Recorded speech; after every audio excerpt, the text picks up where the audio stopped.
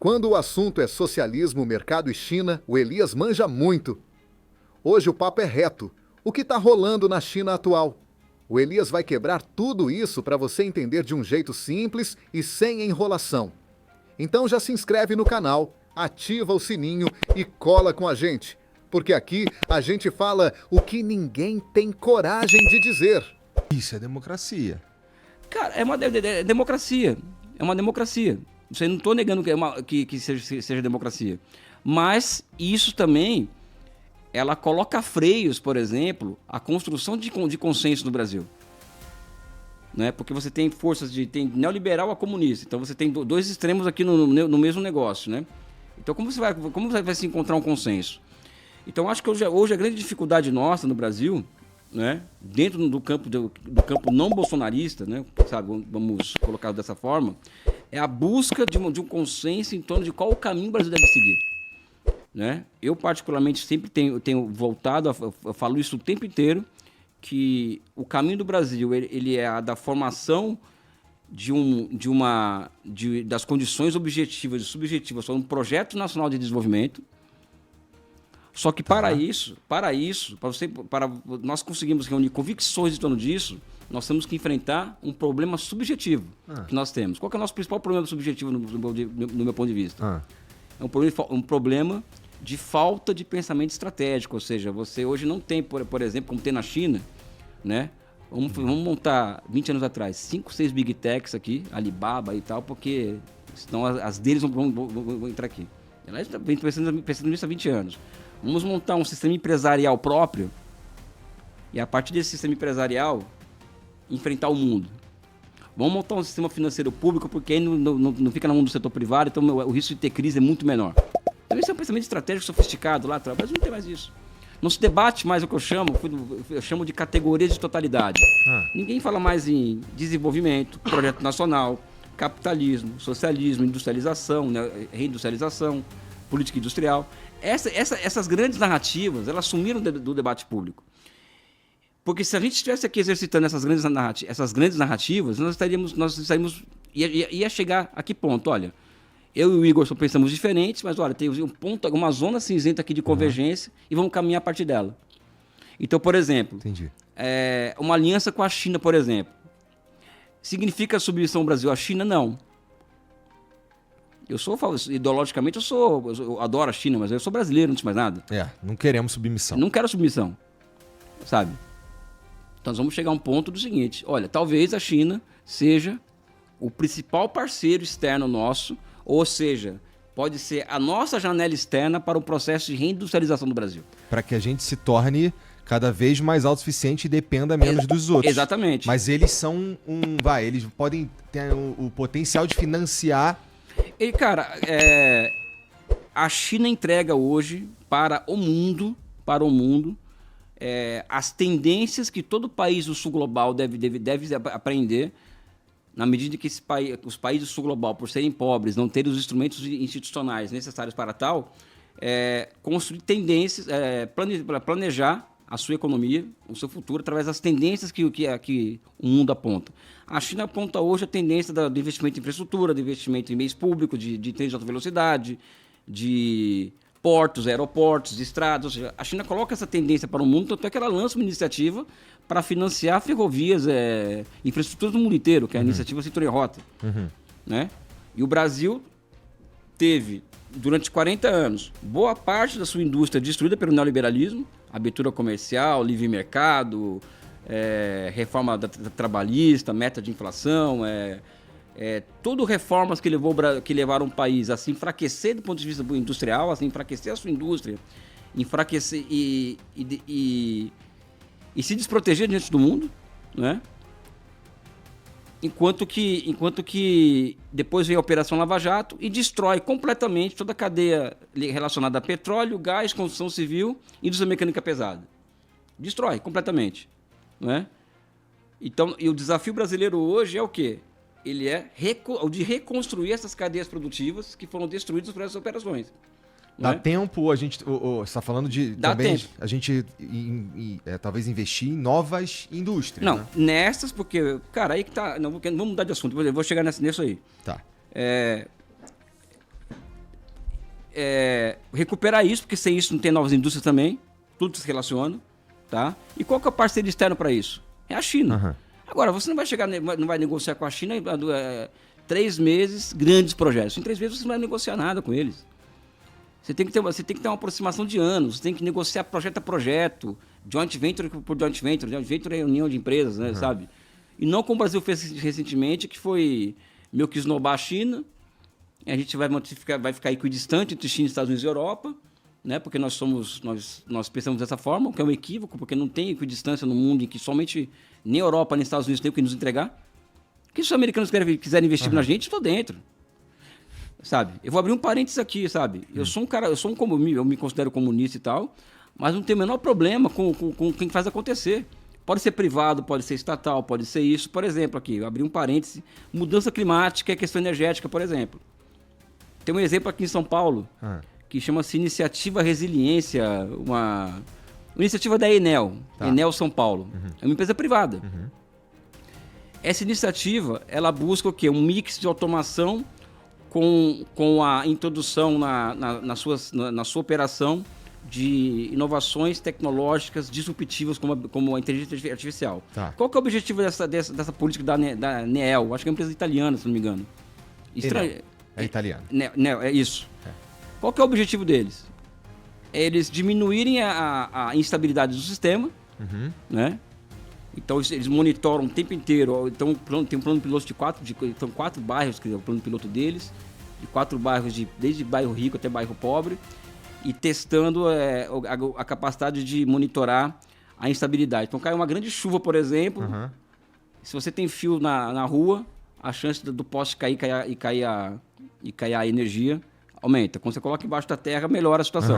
Então eles estão conseguindo alcançar e entregar um serviço público, né, com excelência a partir dessa iniciativa. Agora, precisa de muita... Nossa, eu nunca pensei que eu fosse ouvir o Elias falar isso daí, cara. Não, mas ó, é muito coerente, tá? Eu tô dizendo só que não esperava, porque foi o que você disse. Pô, eu sou comunista. Mas aí que tá, o comunista... A gente muda de assunto toda hora, mas bom que podcast é isso. Eu, por exemplo, agora a hora que todo mundo me bate, agora meus haters aparecem, né? Eu não tenho nada contra a propriedade privada, eu não tenho nada contra o mercado, eu não sou anticapitalista, eu quero superar o capitalismo, eu quero que surjam outras formas de propriedade. Quando a propriedade privada for incapaz de entregar o que a sociedade demanda dela, vai ter que aparecer uma outra coisa. E eu sou comunista não é por uma questão religiosa, é porque eu acredito cientificamente que essa outra forma histórica que vai substituir o setor privado existe. Mas enquanto o setor privado entrega para a sociedade o que demanda dela, deixa ele funcionar. O caso da Enel, da Enel. O caso da Enel é um caso exemplar aqui em São Paulo, na minha opinião. Sabe? Então não tem um problema com isso. Se funciona, sabe? Porque eu sou pragmático, sabe? E como eu acho que o capitalismo, em certa medida, ele já era em muito lugar do mundo, e eu vejo que existe uma forma histórica na China, que eu chamo de socialismo, por uma série de características, que funciona melhor que o capitalismo em muitos lugares do mundo, é evidente que eu vou olhar para a China. Eu sou um cientista, não sou um religioso. Sabe? O meu papel, eu olho para a sociedade com olhar científico, né? E evidentemente com olhar político também. Né? Então, esse caso dessa empresa... Enel, por exemplo, é um caso a ser estudado, por exemplo, sabe? E eu falo assim, sem o menor problema de... E o cara é cara de direita, é capitalista. Eu não tenho essas amarras comigo. Eu sou comprometido com aquilo que funciona para a sociedade. Tá? Inclusive, eu só sou comunista, só tenho as convicções que eu tenho porque eu acredito que somente o socialismo vai poder entregar para a sociedade aquilo que ela necessita no médio e longo prazo. Não é o capitalismo. Se a gente for olhar pra... E a gente abriu uma porrada de parênteses, eu não sei se eu vou saber voltar, então deixa eu só dar ali mais... alguém conta o jogo do Corinthians, hein? 1x0 Fluminense? Então vamos falar de outra coisa. Tá que pariu. Que tragédia, meu amigo. Bom, mas caralho, aí me fudeu também. 1x0 Fluminense, tá? Era isso? Putz... Como é que vai? Esse tempo que você ficou lá com a Dilma, me conta um pouco dessa relação, cara. Como é que é? Vai, você me contou que... Eu já sei que você tem uma boa relação com Dilma, com Lula e tudo mais, mas... E aí agora vocês estavam trabalhando juntos, né? Me conta como é que foi, porque você sabe qual que é a fama da Dilma em parte da sociedade brasileira. Putz, eu lembrei qual era o ponto que eu ia fazer. Então vai lá, pra gente falar da Dilma. Cara, você está propondo uma evolução de capitalismo, né? Você tá chamando, que é o socialismo, que pra gente chegar em qualquer tipo de... Esse debate no Brasil, nossa, tem que evoluir muito no sentido de as pessoas entenderem do que se está falando, para começar, né? Então, como você diz que lá na China, que é uma sociedade muito antiga e que para os caras não é uma questão, porque sei lá, chegar a essa conclusão, aqui a gente tem a liberdade individual, não sei o que, e as pessoas pensam por si só, e isso é o status quo e a gente meio que gosta que seja assim. Portanto, não é inviável um socialismo aqui? Cara, vamos pegar aqui a... Puta, eu espero não ter falado uma grande merda. Não, e se falei, vamos lá. Não falou não. Vamos pegar aqui o exemplo na história, né? Você imagina, né, em 1860, por exemplo, o fim da escravatura, por exemplo? Não imaginava. Que era normalizado, naturalizado. O cara tem escravo, vende escravo, não sei o que. Era normalizado. Era o status quo. Não é? Era o status quo. Ninguém imaginava, por exemplo, que depois de 150 anos e tal, iam estar estudando nas escolas como que poderia ter tido escravidão no Brasil, né? Não é chocante isso, pessoal? Total. Naquela época não era. Daqui 150 anos a gente vai estar estudando o seguinte, cara, o cara tinha que sair de casa, passar 2 horas no ônibus, para trabalhar, para ganhar um salário de fome, sabe? E falava que aquilo era liberdade, o cara estava exercendo a liberdade. Daqui 150 anos a gente vai ensinar para Isso é verdade. Os professores vão ensinar para os alunos e todo mundo vai ficar chocado com isso. Sabe? Ou seja, você entendeu como que... Então a inviabilidade do socialismo no Brasil também passa por isso. Por quê? Porque o socialismo é uma resposta histórica para problemas historicamente colocados, né? Então o Brasil um dia vai se colocar essa pergunta sabe? Vamos encarar isso? A sociedade vai estar amadurecida para isso, a ponto dela fazer uma revolução, por exemplo, e chegar a criar condições para a sociedade se desenvolver em outro patamar, sabe? Nós não chegamos nesse ponto ainda. Mas podemos chegar. A China chegou, cara. Vamos pegar o caso da China.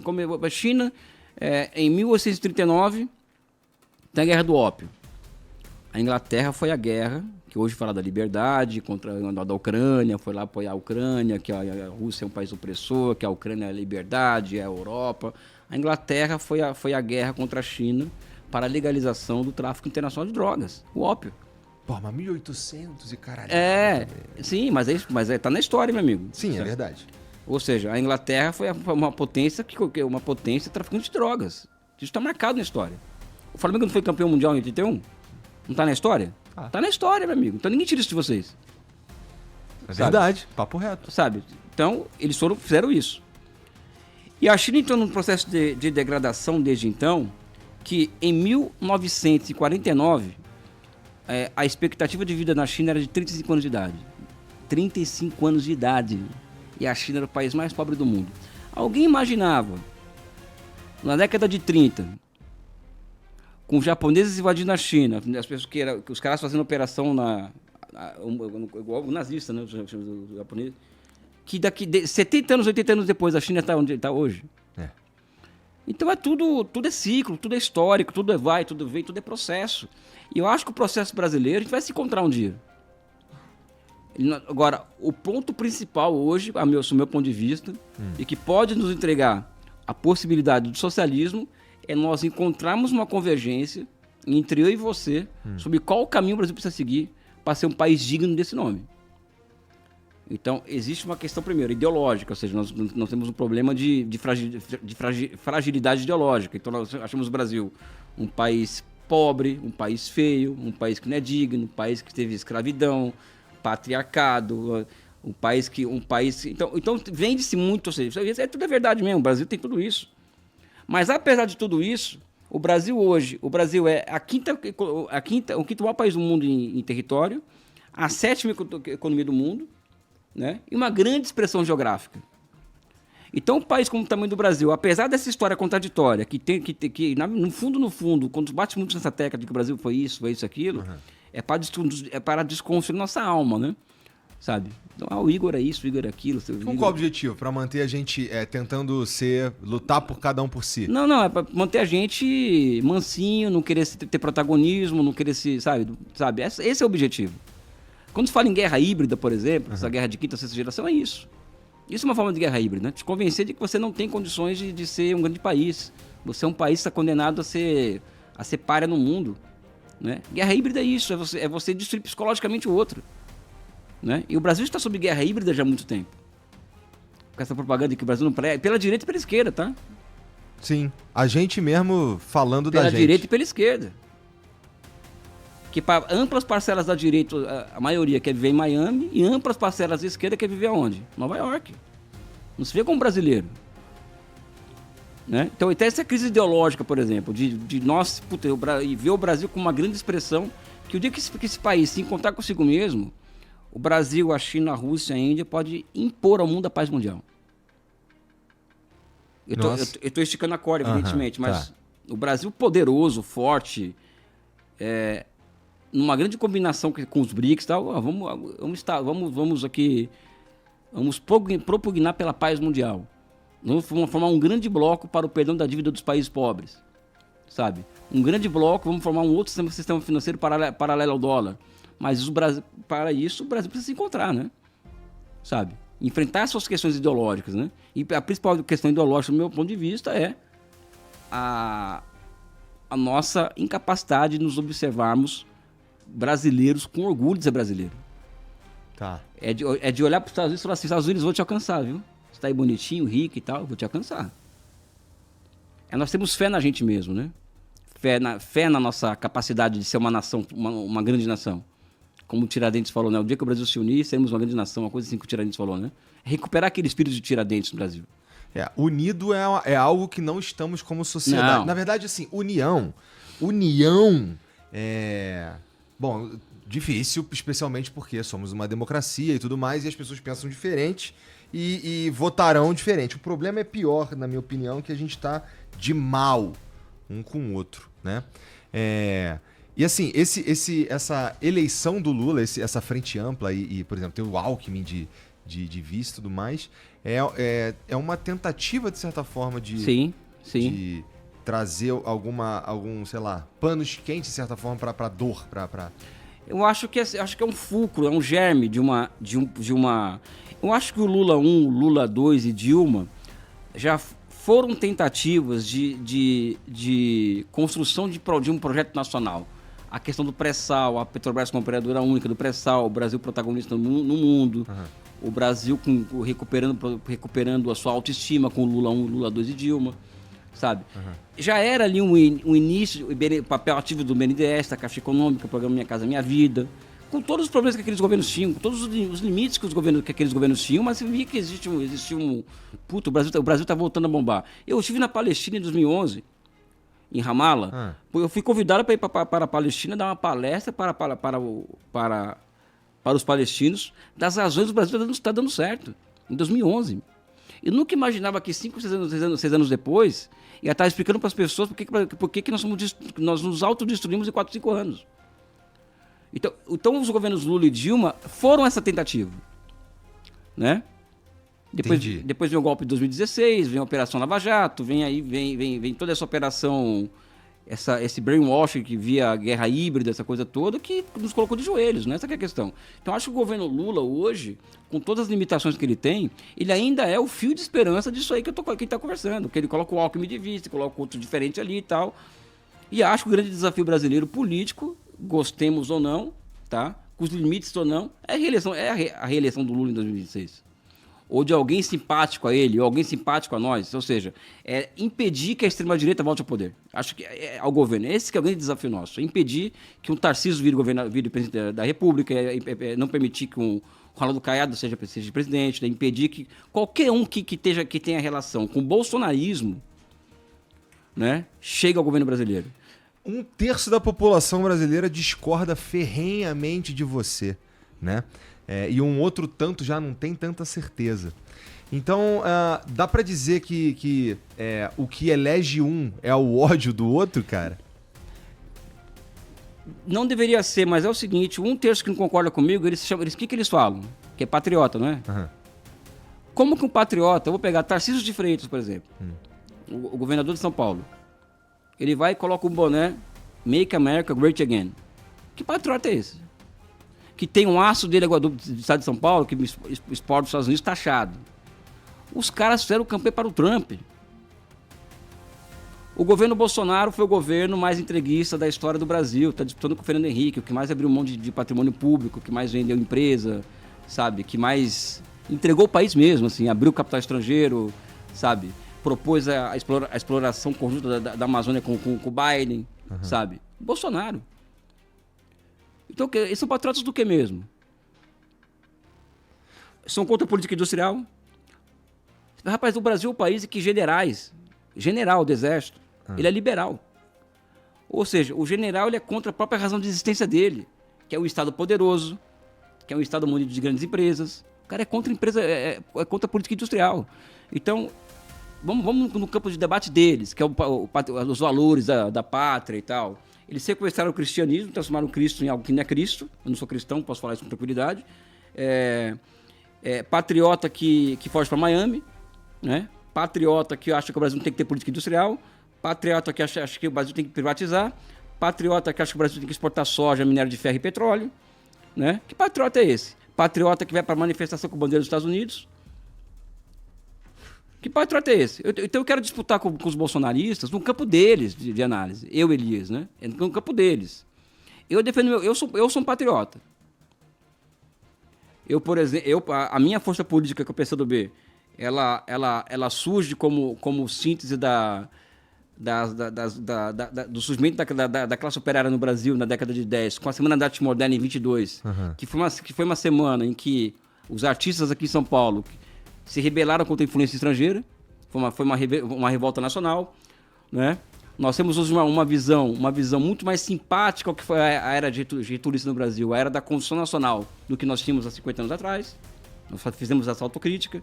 Nós somos o partido político do petróleo é nosso, da Petrobras, que fundou a Petrobras, né? Ou seja, não teve uma luta patriótica no Brasil, daquelas que, essa luta aqui, o futuro da nação depende de nós vencermos essa batalha aqui, em que os comunistas, o Partido Comunista do Brasil não estiveram presentes. Em todas elas, os bolsonaristas estariam do outro lado. Então eu quero disputar, Igor, aqui eu faço um desabafo, com qualquer bolsonarista, os valores da pátria. Aquilo que iguala a mim e a você. Eu quero disputar esses valores com eles. A esquerda brasileira hoje, ela perde de goleada dos caras, porque a esquerda brasileira também não quer disputar esses valores. Né? Ela quer disputar no campo do comportamento, muitas vezes, quer disputar num campo que não é nosso. Hoje a extrema-direita está ganhando da esquerda no mundo inteiro, em todos os campos de discussão. Então, eu identifico que no Brasil, por exemplo, a fresta que nós temos para derrubá-los e no campo deles é a defesa do Brasil, a defesa da soberania nacional, é a bandeira verde e amarela ser um patrimônio da esquerda brasileira, porque quem lutou pelo Brasil fomos nós. Nós somos os herdeiros dos Palmares. Nós somos os herdeiros daqueles que lutaram pela libertação dos escravos. É a esquerda brasileira. Sabe? Nós somos os herdeiros da Revolução de 30, que levou o Brasil a virar um país industrializado contra os interesses da Inglaterra. Nós somos a esquerda brasileira, a esquerda patriótica, né? Os caudatários dessa herança de Guararapes, que é a formação do Exército Brasileiro, quando o negro, o índio, o branco se expulsou os holandeses. Hoje, quem são os herdeiros dessa tradição de defesa do país e da nação brasileira deveria ser a esquerda. Eles são contra isso. Valeu demais por ter acompanhado até o final. Sua presença aqui faz toda a diferença. Agora, já aproveita e se inscreve no canal Trechos Insanos, deixa o like e comenta o que achou.